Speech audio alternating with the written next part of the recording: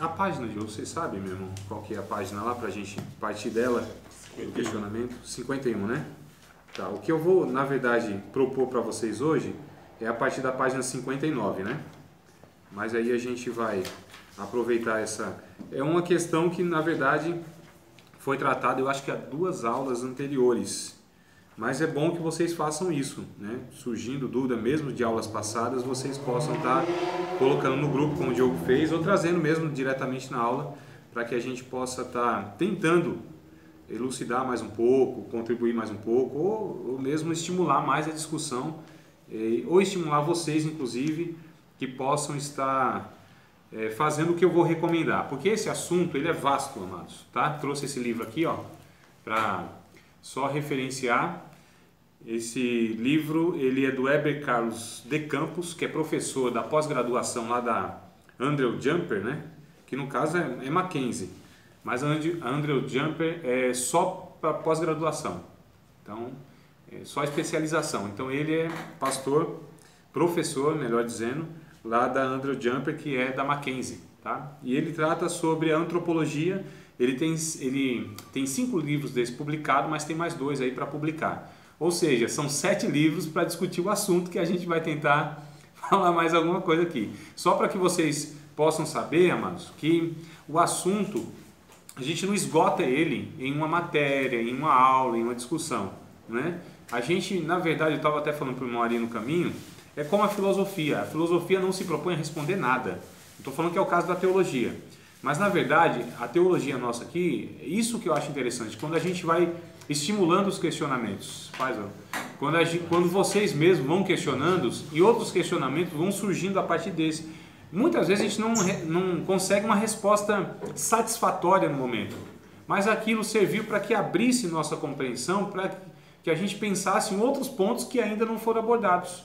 E só para a gente entender que teologia, irmãos, ela vai se construindo, né? Não é algo que é um absoluto, que a gente tem resposta toda hora satisfatória para tudo. Não, lógico que não. A gente vai chegar a um ponto, claro, que a gente fala, não, isso aqui, entre aspas, está resolvido por enquanto, né?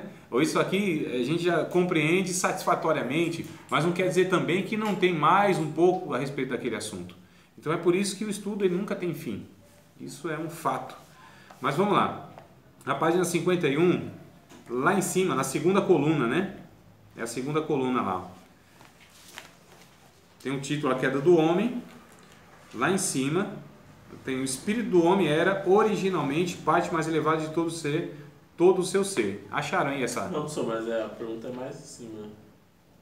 Mais ainda em cima? É. Tá bom. Então... A menos que cooperemos ativamente, Deus não realizará nada em nós, nem Deus, nem o diabo podem fazer qualquer obra sem primeiro obterem nosso consentimento. Tá bom, vamos fazer o seguinte então, Diogo, desculpa te interromper aí. Então vamos ler aqui um pouquinho mais anteriormente ainda, tá bom? Não, é um pouquinho mais para baixo ainda. Ó. O homem que Deus criou não era uma máquina dirigida por Deus. Eu acho que aqui então seria até melhor para... que eu ia direto no ponto, né? Mas já que você recomendou que a gente lesse, vamos ler. O homem que Deus criou não era uma máquina dirigida por Deus. Acharam, amados? Acharam? Todos aí? Página 51, Nerci? 51? Isso, meu irmão. Mas é o segundo parágrafo, tá? Tá. A ocorrência da queda, né? Queda do homem. Segundo parágrafo. O homem que Deus criou não era uma máquina dirigida por Deus. Pelo contrário, ele possuía perfeita liberdade de escolha. Essa perfeita liberdade de escolha é o que o Heber Carlos Campos vai chamar de livre-arbítrio. Na verdade, ele evita usar o livre-arbítrio porque ele diz que o livre-arbítrio é mal compreendido. Então, o que ele prefere usar? Que eu acho muito interessante, liberdade espiritual. E ele vai dizer que só o Adão tinha liberdade espiritual e só o crente regenerado tem a liberdade espiritual. Tá certo? Que é a capacidade, de fato, de decidir fazer a vontade de Deus. Diferente da liberdade natural. A liberdade natural todo ser humano tem. Então, todo ser humano é capaz de decidir, né? Por ele ser capaz de decidir, então ele pode ser responsabilizado. Porque se ele não tivesse a capacidade de decidir, e se ele fizesse o errado, mas ele não tinha como decidir fazer o certo, ou fazer outra coisa. Vocês compreendem, irmão? Então, o ser humano ele é responsável pelos seus atos. independente. Ele será responsabilizado por Deus.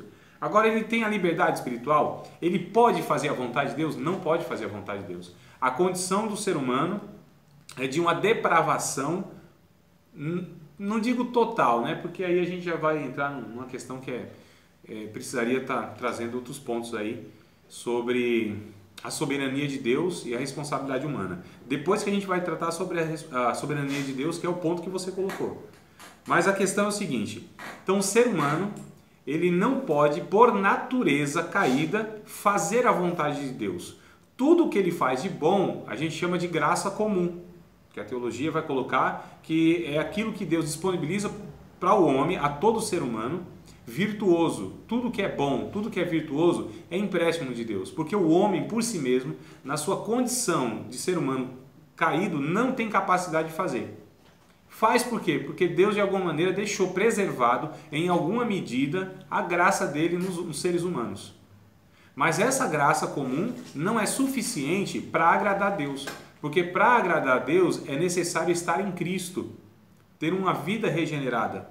O Espírito Santo que é quem gera nos nossos corações o desejo de fazer a vontade de Deus. Paulo trata isso em Romanos capítulo 8, onde ele diz que a natureza humana é inclinada para fazer a vontade da carne, é inimiga de Deus. Tanto é que ele fala no capítulo 8, verso 1, portanto agora o quê? Agora, por que agora?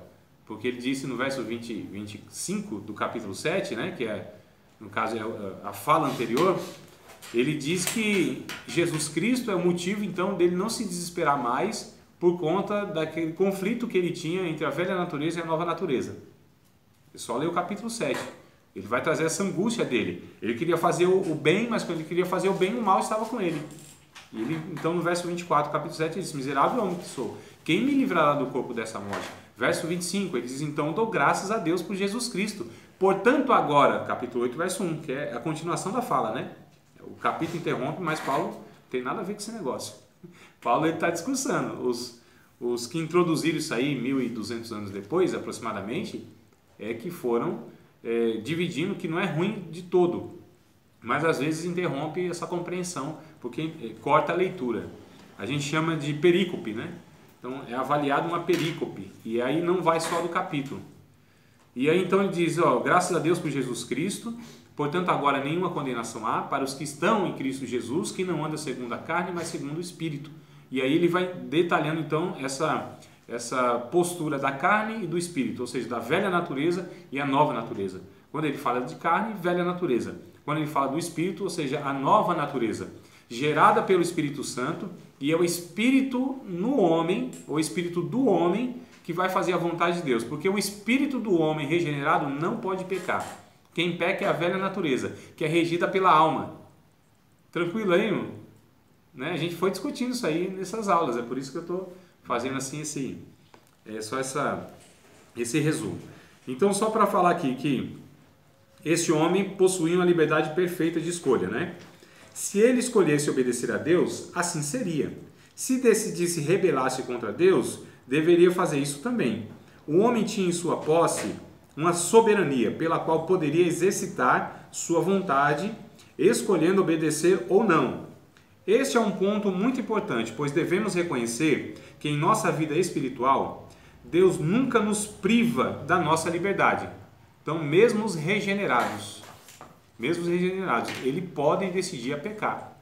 Só que agora, essa decisão será sob embaixo, né? Essa decisão será sob uma responsabilidade maior, porque foi nos dado recursos maiores, conhecimentos maiores, ou seja, que é o próprio Espírito Santo e o conhecimento da verdade. Então, o regenerado pode pecar? Pode, tanto é que peca, a gente sabe muito bem disso na prática, né? Só que é por isso que o pecado do crente ele é mais grave, ele é mais danoso e é mais hipócrita do que os dos não crentes. Porque agora nós podemos também pecar. Nós não fomos privados do livre-arbítrio. Por outro lado, eu digo que o cristão não tem livre-arbítrio, ou em tese não poderia ter o livre-arbítrio. Porque ele não agora faria mais a sua vontade, e sim a vontade do seu Senhor. Como é o livre-arbítrio falando que nem o Alberto Campos fala?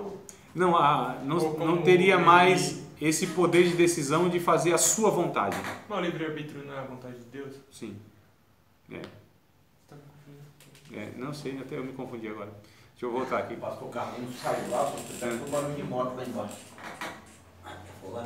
Tudo bem, varão. Vai na manhã do gato. Tudo bem. Estava falando que o livre-arbítrio Isso é a vontade de Deus. Não é, Aí porque eu comecei falando que ele faz, porque eu estou te trazendo aqui aquilo que geralmente é falado, né? Eu trouxe o ponto de vista dele, depois trouxe o que é de todos os outros. Então vamos voltar, obrigado, varão. Então deixa eu corrigir aqui. Então o crente não perde a sua capacidade de decisão. Tá melhor assim? Tá bom. Tranquilo aí, né, irmão? Sua capacidade desse porque se eu coloquei o livre-arbítrio como sendo fazer a liberdade espiritual, e ele, irmãos, até eu mesmo, para mim é um pouco novo essa abordagem dele, porque eu também sempre ouvi que livre-arbítrio era uma coisa, mas ele traz de outra perspectiva que eu acho melhor. Ele explica bastante no vídeo, de quase 2 horas. Isso, não, são vários vídeos, né? Não, acho que é 3 aulas, né, dele então, que tem no YouTube. Mas são vários vídeos que ele vai trabalhando isso aí. Então você vê que são 6 horas aproximadamente, 5, 6 horas aí que ele vai explicando só essa questão das liberdades, a liberdade espiritual, a liberdade natural. Então é um negócio muito denso, né, irmão? Então deixa eu aqui voltar na posição que ele traz, que eu acho melhor, eu acredito ser a melhor mesmo, a mais equilibrada. Então o crente não deixa de ter a capacidade de decidir, inclusive desobedecer a Deus. Aí eu digo que em tese, né, teoricamente, biblicamente a proposta seria que o crente já não pecasse mais, porque ele faria só a vontade de Deus. Então eu não teria mais não é que eu não teria, eu rejeitaria agora essa minha vontade de decidir fazer as coisas. E as minhas decisões só seriam as decisões que o Senhor, no caso, me daria. Ou seja, a gente chama de obediência à palavra. Isso é o ideal, né, irmão, que a gente está falando. Por que a gente não consegue? Aleluia, varão. Glória a Deus. Paz, Guilherme. Então, olha só. Por que a gente, irmãos, isso é o ideal de Deus, é o ideal que a palavra propõe.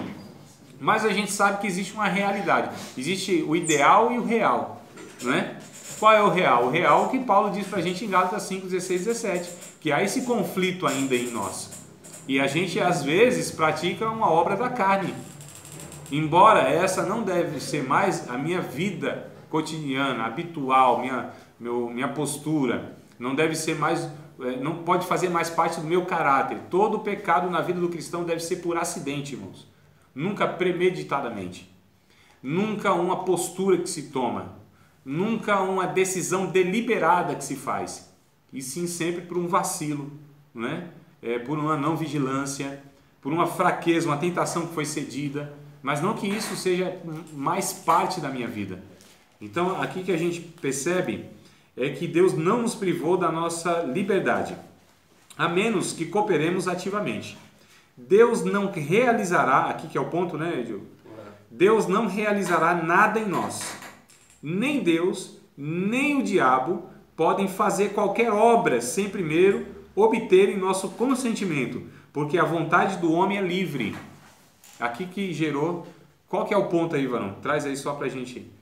Porque assim, ele coloca que Deus, tudo que Deus for fazer, ele tem que fazer pro homem. Eu acho que não é necessariamente tudo, vamos dizer. Deus, ele até fala algumas coisas para nós, mas ele não revela na sua totalidade. Sim. Que nem eu acho que Deus, às vezes, nos livra de coisas que a gente nem vai imaginar durante o nosso dia. Sem dúvida. A gente nem percebe. Eu vi uma frase uma vez de um pastor, eu não lembro qual era o nome dele, que ele falou assim, de 1000 coisas que Deus fez na sua vida, ele te deixou saber de 3, né? Foi mais ou menos essa conta. Sem dúvida, claro, a gente não tem noção do que acontece entre aspas, aí no mundo espiritual, né? Ou a gente não sabe a trama de Deus, a trama toda que Deus está. Tem uma música muito bonita do Stênio Márcios. Stênio Márcios, eu já indiquei esse cantor para vocês aí em alguma ocasião. Sobre o tapeceiro. Escutem essa música, o tapeceiro. Muito interessante. Stênio, S-T-E-N, Stênio. Stênio é com O. Márcios. Stênio Márcios. Se vocês me lembrarem, eu ponho o link lá para vocês, ou até no intervalo aí, eu ponho um link aí. A música é O Tapeceiro. E aí ele vai descrever que Deus, só dar um resumo, né? Vai descrever que Deus é como um tapeceiro. O tapeceiro, ele confecciona o tapete do lado avesso, né? É do lado avesso que ele vai tecendo lá, né?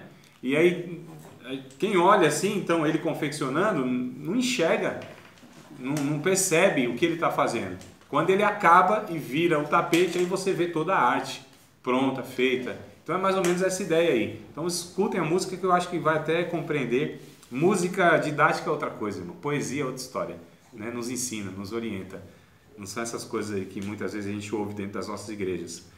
Então, voltando aqui, aí o exemplo, é sério, né? Não ajuda em nada. Voltando ao exemplo que você mesmo deu lá, sobre que Deus ele não dependeu da vontade humana para tomar as decisões, como por exemplo a escolha de Samuel, a escolha de quem mais? João Batista, Sansão e outros mais aí. Que a gente vê que Deus disse, ó, desde o ventre escolhi e acabou. O próprio salmista, na verdade, Diogo, Deus faz isso com todos os seres humanos, sem a decisão deles. Então existe uma soberania de Deus, porque quem é que decide como o ser humano vai, quais aptidões que ele vai ter, quais gostos ele vai ter, como que ele vai ser?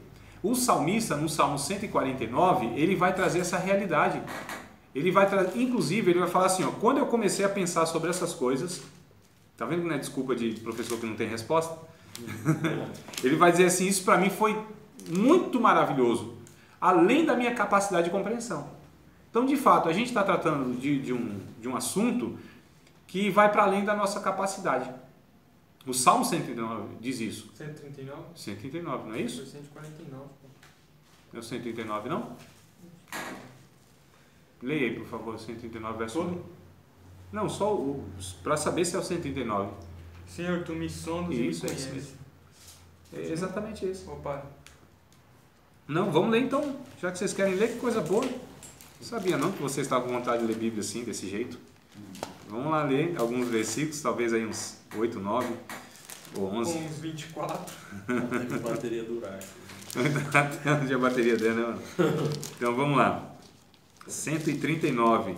Esse salmo, o salmista irá tratar justamente, irmão, sobre alguns atributos de Deus, que são esses que a gente chama incomunicável. Ele vai falar sobre a onipotência, sobre a onipresença, sobre a onisciência, sobre a transcendência de Deus, a eternidade de Deus, a imutabilidade de Deus, sobre a perfeição de Deus, o Deus Trino, sobre a bondade de Deus, sobre o amor de Deus, sobre a misericórdia de Deus, sobre Deus compassivo, sobre Deus verdadeiro, fiel e justo. Então o Salmo 139 vai trazer aí essas virtudes incomunicáveis de Deus. Posso ler, mano? Posso ler aqui? Senhor, tu me sondas e me conheces. Tu conheces o meu assentar, o meu levantar, de longe entendes o meu pensamento. Cercas o meu andar e o meu deitar, e conheces todos os meus caminhos. Sem que haja uma palavra na minha língua, eis que, ó Senhor, tu conheces. E tu me cercastes em volta e puseste sobre mim a tua mão. Tal ciência, ou seja, essa onisciência de Deus, essa presciência de Deus, esse conhecimento prévio de Deus, para ele, disse aqui, ó, tal ciência é para mim maravilhosíssima, tão alta que não posso atingir, ou seja, não tem possibilidade de nós compreendermos isso, irmãos. Para onde irei do teu espírito, ou para onde fugirei da tua face? Aqui ele já está falando sobre a onipresença de Deus, ele falou sobre a onisciência. Se subir ao céu, tu aí estás. Se fizer no Sheol, né, lá no inferno, a minha cama, eis que tu ali também estás. Se tomar as asas da alva, se habitar nas extremidades do mar, até ali a tua mão me guiará e a tua destra me susterá. E se disser, de certo que as trevas me encobrirão, então a noite será luz à roda de mim. Ele está falando aqui sobre a onividência de Deus. Nem ainda as trevas me escondem de ti, mas a noite resplandece como o dia. As trevas e a luz são para ti a mesma coisa, pois possuíste o meu interior. Eu acho interessante, veja se está diferente aí em alguma versão. Entreteceste-me no ventre da minha mãe. Tem alguma versão que diz que a urdidura ele costurou. Ou me formaste na barriga da minha mãe. Entreteceste, né? Formaste. Tecência, tecer, né? Tecer, de tecido mesmo. Formação, tecer.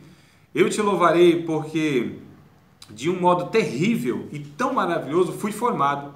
Maravilhosas são as tuas obras e a minha alma o sabe muito bem. Os meus ossos não te foram encobertos, quando no oculto fui formado e entretecido, como nas profundezas da terra. Olha que coisa interessante, irmãos.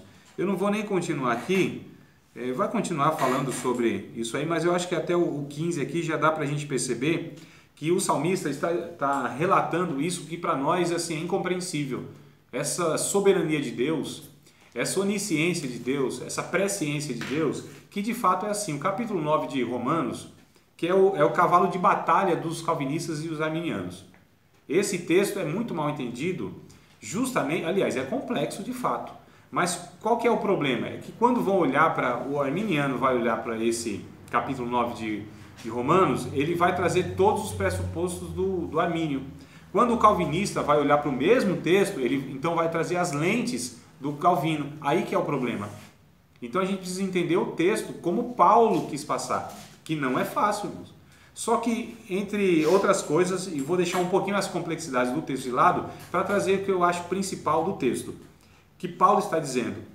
Ele está colocando que Deus é soberano, não deve satisfação a ninguém, escolhe quem quer, rejeita quem quer, faz o que quer com quem quer. Ponto final. E aí? Quem vai questionar o oleiro?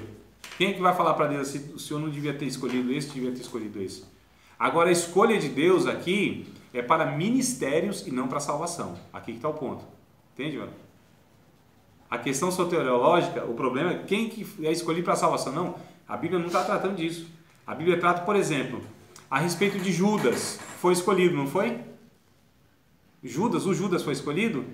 É o que alguns dizem. Mas o que a profecia do Antigo Testamento vai dizer é que Deus escolheu um ministério. Agora, quem entrou nesse ministério foi Judas. Agora, quem disse que Deus escolheu Judas? Inclusive o Judas, porque se Deus escolhesse Judas para morrer e para ir para a perdição, então Deus seria injusto com Judas, que não daria nem possibilidade de ele estar se arrependendo. Então não foi Deus que escolheu Judas, que fizesse toda aquela desgrameira e que acabasse a sua vida daquela forma. Ele teve a opção, como Pedro teve.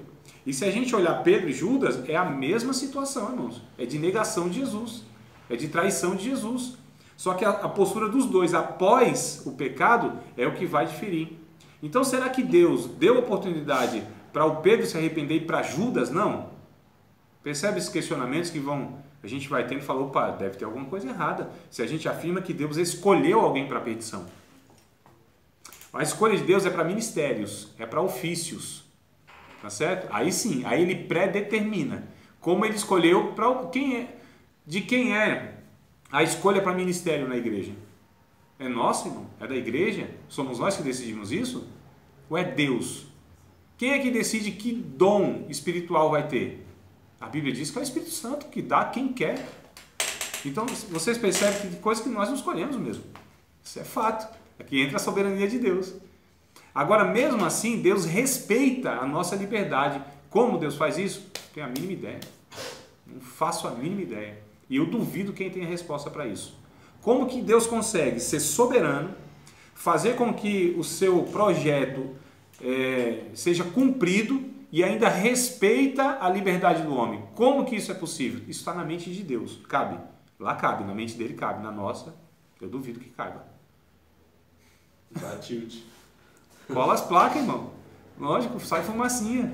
Não tem como. A gente está lidando com aquilo que é desconhecido. Não é? Agora, é verdade que Deus é soberano e Ele toma decisões e não dá satisfação a ninguém? Claro que é. A Bíblia mostra isso. Ele vai lá e decreta. Acabou. O decreto de Deus é irrevogável. Ele decreta, vai ser e ponto, acabou. Agora, mesmo assim, de alguma maneira, Ele ainda responsabiliza o homem. Deus é injusto nisso? Não. Claro que não. Deus jamais pode ser injusto nas suas decisões. Agora, que é algo assim que vai para além da nossa capacidade de compreensão, isso é fato, irmão. A gente está falando de Deus. Está falando de Deus. A gente não pode sondar Deus em todos os seus caminhos. Não é o que diz o Salmo, inclusive? Não é o que diz Paulo em Romanos, inclusive? Ele é insondável, ele é imensurável, ele é incognoscível, para dizer outra palavra. Quer dizer, Deus é uma incógnita. Deus é uma interrogação para nós, irmãos. Deus é mistério. Isso é Deus. A gente está falando de Deus, a gente está falando de um outro páreo. A gente não está falando de um semelhante ao homem. A gente está falando do ser monstruoso, de um ser espantoso, de um ser que é tão... Ele habita numa luz inacessível. Nós só sabemos de Deus aquilo que Deus decidiu se revelar a nós por causa da nossa pequenez. Ou vocês acham, irmãos, que nós temos a capacidade de sondar Deus, de enquadrar Deus, de compreender Deus na sua totalidade, na sua plenitude? Se isso fosse possível, Ele não seria Deus. Nós seríamos Deus. Vocês percebem? Então, muitas vezes a religião ou a teologia acha que pode responder tudo, que pode enquadrar Deus, que pode dissecar Deus, pode fazer uma autópsia em Deus. Não é possível isso. Isso não é possível, amados. Isso é um fato. Agora, como que Deus faz isso, eu sei não tenho nem noção. E eu desconheço, sinceramente, quem saiba. Eu vejo alguns teólogos tentando, né, arranhar alguma coisa, e eu vejo que eles se enrolam, em certo sentido, porque não tem resposta para algumas coisas. Não tem. Está falando com o irmão Ari que assim, é tudo resolvido para aquela pessoa que não questiona. Ah, isso aqui é simples. É simples porque não questionaram um outro ponto. E quando questiona, aí não tem. Sempre vai ter uma dificuldade, né? Agora é fato. Deus é soberano. Ele, inclusive, o Provérbios capítulo 21, verso 1, vai dizer um negócio mais ou menos assim, né? A não ser que vocês saibam. Você pode citar, quem sabe, o texto. Provérbios 21. E 1. Agora, quem não sabe, precisa encontrar na Bíblia para ver se é isso mesmo, inclusive. Bora lá, irmão. Quem segue a justiça... Calma, segura um pouquinho. Tu vai ler, mas deixa o povo achar. Mas carrega esse negócio aí no meio da aula, não. Gasta aí essa bateria. Você é o meu. Então. Não vai não. Não vai, né? Mas vamos lá. Pode ler, Erickson, por favor. Quem segue a justiça e a lealdade encontra a vida, justiça e honra. 21, capítulo 21, 1. Provérbios? Provérbios. É mesmo? É 21, Para o Senhor Deus, controlar a mente de um rei é tão fácil como dirigir a correnteza de um rio. Mas quais Mas nem dos provérbios? dois. Peraí, 21 o quê? Qual é o provérbio? Provérbios 21 e 1. Ué, mas por que tá 21, totalmente diferente Como aí? ribeiros de águas. Como ribeiros de águas. Como ribeiros de água assim no coração Provérbios dele, 21. das 21 mãos e 1. do Senhor. Versículo 1. Ah, eu li 21, 21. Não, 21 não. Então calma aí, deixa o Diogo ler aqui que eu achei interessante essa versão. Para o Senhor Deus, controlar a mente de um rei é tão fácil como dirigir a correnteza de um rio. Mas nenhum dos dois é fácil nessa. Mas para Deus é. Para Deus é. Então, ele colocou duas coisas impossíveis de se fazer. Mas para Deus não, nenhuma delas é, né? Tem outra versão que vai dizer, assim como ribeiros de água na mão do Senhor, assim é o coração do rei. A tudo quanto quer o inclina. Então, de fato, Deus faz as pessoas fazerem o que Ele quer, para levar a cabo o seu projeto de salvação. Não é que Deus é um manipulador, não é que Deus não respeita a liberdade do homem.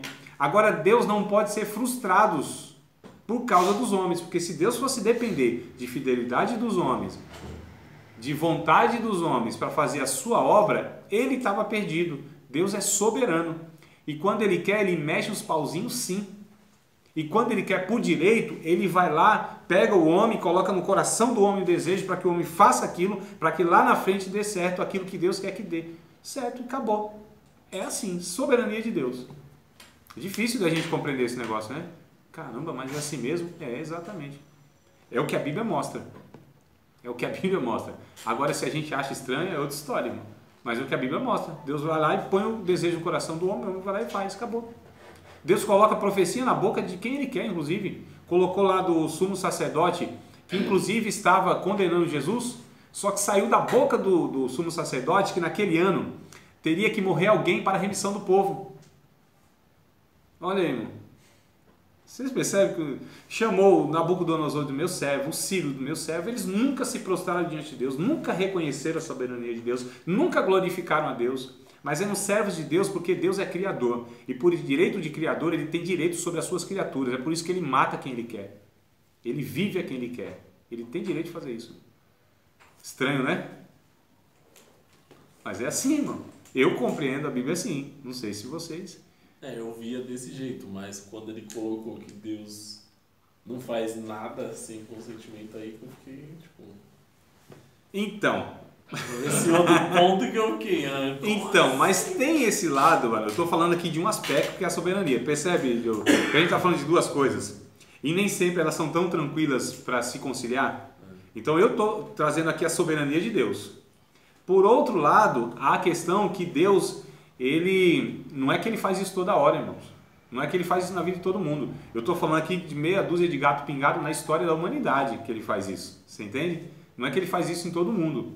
Via de regra, eu estou falando de exceções, via de regra, de fato, Deus, ele pede o consentimento das pessoas. A salvação é um convite, não é? O chamado, ele é um chamado, é um convite. Olha só a coisa interessante. Então, eu tenho condição de rejeitar o chamado para a salvação? Tenho. Para o ministério? Tenho. Tenho, claro que tenho. Então, a graça não é irresistível. Ela pode ser resistida. Pelo menos é o que a Bíblia, pelo menos é o que eu entendo que a Bíblia diz e mostra, não é? Que muitos o Estevão no capítulo 7 de Atos disse aos líderes judeus: vocês sempre resistiam ao Espírito Santo. Ué, então tem condição de ser o Espírito Santo ser resistido. Ele não disse que eles resistiam ao Espírito Santo, que eram homens de coração duro, dura cerviz, não se dobravam diante do Espírito Santo, das ordens? Mas a gente vê também o Espírito Santo chamando tão forte Paulo, que dizendo assim, ó, tu é um vaso escolhido e eu vou te mostrar o quanto você vai padecer. Então há essas duas realidades, irmão. A soberania de Deus, mas há aqui a liberdade do homem rejeitar, e tem possibilidade sim. Agora tem hora que Deus escolhe, e não quer dizer que Deus escolheu que essa pessoa vai fazer a vontade de Deus o resto da vida. É possível que Deus escolha alguém para o ministério. Sansão é um exemplo. Sansão Deus escolheu antes, lá do... Não foi do ventre? Foi. Todo mundo é escolhido desde o ventre, ou antes do ventre, ou antes de existir. Só que a Bíblia vai mostrando alguns, né, que eles são historicamente mostrados, enfaticamente, que eles foram chamados por Deus antes do ventre. Jeremias reconhece isso, o próprio Davi reconhece isso, o próprio, quem falou? Samuel e outros mais. Mas, irmão, todo ser humano, na presciência de Deus, é escolhido e chamado antes que o mundo existisse. É que a gente é muito limitado e olha para as páginas da Bíblia diante da história. Como a gente está lidando com Deus e na perspectiva de Deus, ou pelo menos tentando olhar no olhar de Deus, então é sempre da eternidade, antes que tudo existisse. Porque antes que tudo existisse, Ele sabe de tudo, irmãos. Inclusive decretou algumas coisas. E essas coisas serão irrevogáveis. Agora outras vão acontecendo, não sei como, aleatoriamente. Irmãos, é uma coisa que não tem como eu definir nem ninguém. Ah, isso aconteceu. Senão a gente vai cair no fatalismo, que é um problema que estão colocando para abordar a Bíblia, né? O fatalismo. O determinismo é outro problema, tá certo? Existe aí uma abordagem também chamada de teologia do processo, ou teologia... Oh meu Deus, como que é outro? É a mesma coisa, mas uma é a teologia do processo, a outra é teísmo aberto. Teísmo aberto. Ou seja, Deus só sabe aquilo que Ele decretou. Aí não, isso é antibíblico no meu ponto de vista. Né? Deus sabe de tudo. Deus sabe de tudo. E tem coisas que acontecem, eu não sei. Deus determinou? Não sei. Então, irmão, a gente está entrando num campo, uma jurisdição que não é a nossa. Que é a soberania de Deus. Né? Então é complexo, o negócio não é fácil. São N e N situações, não tem como a gente detalhar tudo. A gente não é onisciente, a gente não está na mente de Deus para saber que cada caso, explicar cada caso, eu não sei. Agora o que a Bíblia mostra, aí a gente sabe, ó, Deus decretou isso, Deus decretou isso, Deus decretou isso. Ah, essa pessoa, embora foi escolhida por Deus, olha como ela pecou, olha como ela acabou. O Salomão, por exemplo, não é uma pessoa que Deus disse que era ele que seria a continuidade do reinado de Davi, não o outro lá que queria usurpar. Mas e a vida dele? Agradou a Deus? Como foi o fim da vida dele? Nem posso falar que ele foi perdido, mas eu acho muito estranho uma pessoa salva morrer naquela condição. Eu acho muito estranho. Eu não acredito que ele foi um mártir. Eu acredito de fato que ele foi desviado. E Deus sabia que ia chegar nesse ponto. Claro que sabia, de tudo Deus sabe. Agora não é porque Deus sabia que foi Deus que fez aquilo, que Deus é responsável por aquilo. Em Deus saber o que vai acontecer é diferente em Deus determinar que aquilo vai acontecer para aquela pessoa. Eu estou falando no campo do pecado. Eu estou falando naquilo que é errado. Dá para mais ou menos compreender o que eu estou querendo passar, irmão? Não é? Então, assim, de fato, via de regra é isso que Deus faz. Diogo, quero entrar na sua vida. Não, senhor, na minha não. Te rejeito. O que Deus vai fazer, irmão? Com os 2 pés no peito? Jesus disse, estou à porta e bato. É um convite que se faz. Vinde a mim. Olha que texto interessante que tem em João. Deixa eu ver se eu acho. Mas será que com Paulo lá não foi com os 2 pés no peito? Foi. Com ele foi. Agora, Paulo é uma regra ou uma exceção? Foi para o ministério, né? Que ele falou. Isso. Mas ele é uma exceção. Ele falou que foi escolhido dentro do ventre da mãe dele. Isso. Como foi o Sansão, como foi o Davi, como foi o Jeremias, são Sansão, todos. Sansão foi escolhido e pronto. Então, como são todos. Todos são escolhidos por Deus. Todos são chamados por Deus. Agora, atender esse chamado é outra história. Dentre os escolhidos, há os chamados para o ministério. Atender esse chamado, tem gente que de fato não vai atender. E aí? Ou não tem, irmãos? Claro que tem. E os que começaram com Paulo no ministério e foram chamados para o ministério? Mas Paulo lá depois vai relatando, acho que foi Demas que deixou ele, amando o presente século. Foi Demas? Foi um obreiro lá. Então, outros que começaram no chamado e cooperaram com Paulo, eles abandonaram o ministério. É possível abandonar o ministério? Claro que é. Biblicamente, na nossa vida a gente presencia isso. Não é, irmão? Agora, aqueles que acreditam que não, vai dizer, nunca foi chamado. Nunca foi salvo. Aí eu acho que é fácil você colocar esses pontos aí. Mas será que é assim mesmo? Mas vamos ver que coisa interessante. Deixa eu ver se eu acho aqui. Me veio na mente um trecho bíblico, pelo menos uma passagem, eu não sei se eu vou achar aqui a referência, né? Deixa eu ver aqui, é em João. Evangelho de João. Vai dizer que Deus ele traz todas as pessoas que ele quer. Mas calma aí, tem um negócio aqui, tem um meio para Deus trazer, né? Rapaz, será que eu não vou achar? Será que é o 6,44? Vamos ver, hein? Será? Deixa eu ver. Aqui, irmãos, tem passagem na Bíblia que é complicadíssima. É isso aí, exatamente, Erickson. Obrigado. Você tá bom de Bíblia, viu? Tá melhor que eu, inclusive. Capítulo 6 de João é exatamente isso aí. A partir, né, do verso 44. 44, 45. 44, 45. João. Ninguém pode vir a mim se o Pai que me enviou o não trouxer. E eu ressuscitarei no último dia. É fato. Se Deus não levar as pessoas a Cristo, ninguém pode ir. Não é o que está escrito aqui? Agora há meios que Deus chama. E aí é o que está escrito no 45. Está escrito nos profetas. E serão todos ensinados por Deus. Então Deus leva todos a Jesus através do ensino. Portanto, todo aquele que do Pai ouve, aprende, aí vai a Cristo. Então Deus, de fato, leva a Cristo. E é Deus. Se o Pai não enviar, não tem como. Se Deus não revelar Jesus através do Espírito Santo a cada um de nós, o ser humano não tem condição de fazer isso. Está totalmente obscurecido no seu entendimento. Porque foi cegado pelo Deus desse século o entendimento a respeito do Evangelho da glória de Deus. É fato, a Bíblia não ensina essas coisas. Então é Deus que faz isso. Então, de quem que é a autoria e a conclusão da salvação? De Deus, não é? Ele é o autor e o consumador desse negócio. Quem é que reconcilia o homem com Deus? Espírito Santo, aplicando a obra de Jesus. Não é isso que diz a Bíblia? Quem é que reconcilia tudo isso? É o próprio Cristo. Quem é que iniciou a busca do homem perdido? Foi Deus na história. Então é Deus que principia tudo isso. Agora, qual é a parte do homem? Aí eu vou tentar pedir ajuda de Martinho Lutero, porque Martinho Lutero disse que até a fé não é nossa, é dada por Deus, nem a fé é nossa. Mas então qual seria a nossa parte? Deus oferece a salvação. A nossa parte seria estender a mão para aceitar ou não. Eu acho que mais ou menos dá pra gente assim, por enquanto, irmão, dormir com esse barulho. Tem alguma pergunta a respeito desse ponto? Esclareceu alguma coisa, Diogo? Não? Ficou elas por elas e não acrescentou nada? Acho que deu pra Pegar nessa parte de exceção e não regra. Não regra, é. Porque a gente está lidando com a exceção. O problema é quando a gente faz da exceção uma regra. Aí que é o problema. Então, existem as exceções da Bíblia? Claro que existe. Agora, isso é a regra de Deus? É assim que Deus age por regra? Não, não é, por exceções.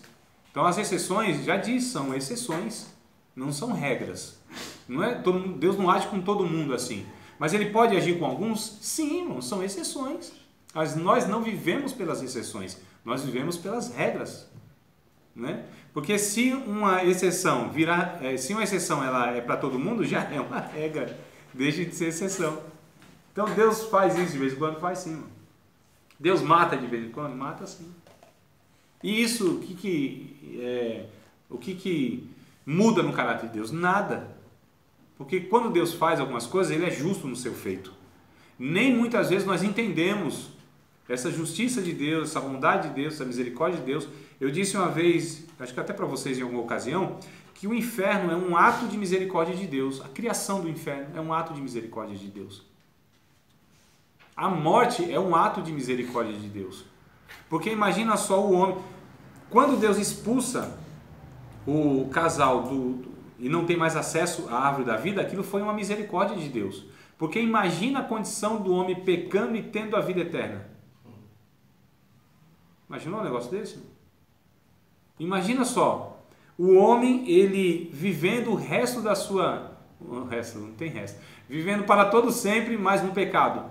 E o pecado afastado de Deus. Né? Então o que Deus faz? Quando Deus interrompe a vida de uma pessoa no pecado, na verdade, aquela interrupção de Deus, aquele ato de Deus em matar aquela pessoa na trajetória dela, é um ato de misericórdia. Porque Deus sabe, só Deus sabe. Porque ela não vai se arrepender. Deus sabe, essa pessoa não vai se arrepender. Quanto mais tempo ela viver no pecado, Deus sabendo que ela não vai se arrepender, mais juízo vai vir sobre a sua vida. Então o que Deus faz? Interrompe isso. O juízo é menor. Coerente isso? Só que nem o negócio lá daquele de Gênesis lá que destrói a cidade lá. Sodoma e Gomorra? Porque tipo, ele destrói a cidade. Eu vi um comentário que aquilo ali foi um ato de misericórdia de Deus. Sem dúvida. Porque se eles continuassem vivos, a geração que viesse ia continuar do mesmo jeito. Então eles preferiam acabar com aquilo ali do que perder também as outras gerações que iam vir. Não é estranho pra gente quando Deus lá no Antigo Testamento manda matar mulher, criança, todo mundo? Fala, rapaz, mas o que as crianças tinham a ver? O que as mulheres tinham a ver? Foi o fulano que pecou lá, foi o Acã que pecou, vai a família toda? Por conta dessas coisas. Deus sabe o futuro. Deus, ele enxerga muito, mas muito infinitamente além do que a gente, irmão. Deus é perfeito nas suas ações. Nós, nas nossas imperfeições, aí a gente acha estranho alguns atos de Deus. Não é? Mas nós confiamos no caráter de Deus, mesmo muitas vezes não entendendo tudo o que Ele faz, então para nós é tranquilo. Porque eu tenho certeza, se uma coisa que Deus não é injusto. Foi Saul, não foi que Deus mandou ele matar lá e ele não quis matar todo mundo? Foi. E aí depois virou uma pedra no sapato? Exato. Olha aí mostrando a consequência. Então qual que era a ordem de Deus? Era para ser cumprida cabalmente. Agora agora você vê as consequências, então existe uma consequência. Perdeu o reinado dele por causa disso. Também o reinado, a vida, um monte de coisa. Né? Quem é que sabe se não a salvação? Eu não sei, mas parece que sim, talvez, quem sabe. Ele se matou? Saúl não quis matar, mas o Samuel foi lá e matou. Então, o rei, né? O profeta é outra mas história. Mas se ele tem a intenção de alguém matar ele, você acha que não... O profeta mata mesmo, desce a espada também, não, mano. Se ele permite alguém matar ele, você acha que não é suicídio? Quem? Saul. Saul? Não sei. Aí a gente discute outra vez esse negócio de suicídio que é complicado. Só para tentar então aqui mais ou menos, eu falei, não é uma coisa que a gente vai resolver, irmãos. Leia aqui esses 5 livros, talvez vai ajudar vocês aí, tá? Os 5 já são publicados, tem mais 2 aí que talvez no 7... São muito caro, eu tava olhando. Não, 20, 25, 30, 30 e pouco, cada um tem um valor, né? Eu falei, minha mãe compra esse. Então, mas aqui, amados, por exemplo, eu acho muito interessante porque ele vai abrir essa compreensão nossa que não é tão simples assim e que, inclusive, dentro da teologia é muito mal compreendido algumas expressões. Então, eu achei muito interessante. Olha, faz 19 anos que eu leio, estudo a palavra de Deus, inclusive sistematicamente, 17 anos sistematicamente, ou seja, teologicamente, e nunca tinha me deparado com a abordagem que ele traz. Percebe? Então, como sempre tem alguma coisa para a gente ver que... né? E ele vai falar, no capítulo 7, o habitat humano era um jardim de liberdade e de responsabilidade. E esse ponto é interessantíssimo também. No vídeo ele fala já disso aqui, acho que é o segundo ou terceiro vídeo.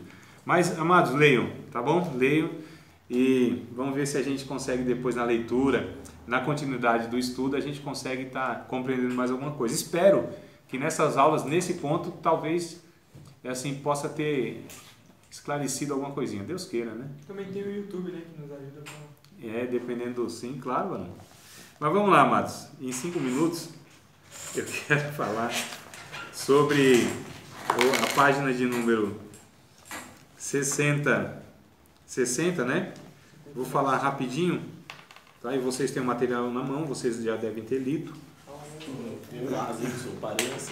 Então leiam depois, porque eu só vou pincelar aqui por conta do tempo, tá? Mas acho que foi proveitoso e valeu a pena a gente gastar tempo aí nessa questão aí. A teoria Na verdade, aqui a abordagem é o seguinte, irmãos. A origem da alma, né? De onde vem essa alma? É criada por Deus, essa alma pré-existia, existia lá na eternidade, quando nasce o ser humano, Deus joga uma alma de lá de cima. Tá prontinha lá. Deus cria a alma no ato da concepção. A alma, ela é passada no sêmen humano, né? Então, ou seja, o ser humano tem essa capacidade de gerar o outro ser humano completo. Como que é? Então aqui tem essa abordagem da pré-existência da alma, né? Sobre a pré-existência da alma, o criacionismo, ou seja, Deus criando a alma num ato lá, e a questão do traducionismo, ou seja, o ser humano é ele que tem essa capacidade de gerar outro ser humano, inclusive na questão da alma também. Eu vou descartar uma, que eu acredito que não é bíblica, que é a pré-existência da alma. Na verdade, a pré-existência da alma, ela vem de um conceito platônico, ou seja, da filosofia mesmo, grega, tá certo? Não tem base bíblica para a pré-existência da alma, não tem. Agora, as outras duas, aí já tem possibilidade de ser bíblica. Tanto o criacionismo, né, que aí a gente vai para Zacarias capítulo de número 12, versículo de número 1.